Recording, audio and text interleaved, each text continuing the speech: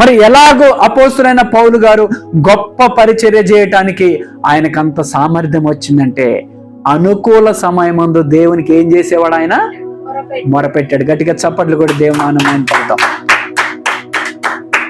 అనుకూల సమయమందు, అది ఏ పరిస్థితి అయినా సరే. కొన్ని పర్యాయములు అపోస్తులైన పౌలు గారికి నెలలు తినడానికి తిండి లేదు, అయినా ఆ సమయంలో దేవునికి మొరపెట్టాడు. కొన్ని పర్యాయములు నెలలు నీళ్లలోనే ఉన్నాడు, ఓడ పగిలిపోయి, అయినా దేవునికి మొరపెట్టాడు. కొన్ని పర్యాయములు తనతో పాటు ఉన్నటువంటి వారు, తనతో పాటు తిన్నటువంటి వాళ్ళు కూడా ఆయన చంపడానికి ప్రయత్నం చేస్తుంటే, ఆ చావు బ్రతుకుల మధ్యలో కూడా ఏం చేశాడు? దేవునికి మొరపెట్టాడు. అందుకే దేవుడు పౌలు గారికి అంత సామర్థ్యాన్ని ఇచ్చాడు. అందుకే పౌలు గారిని దేవుడు ఏం చేశాడు? ఆదుకున్నాడు.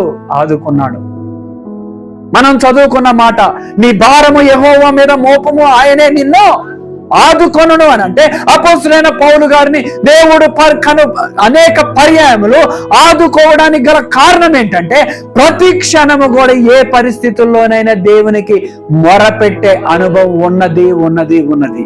గట్టిగా చప్పట్లు కూడా దేవుని నామని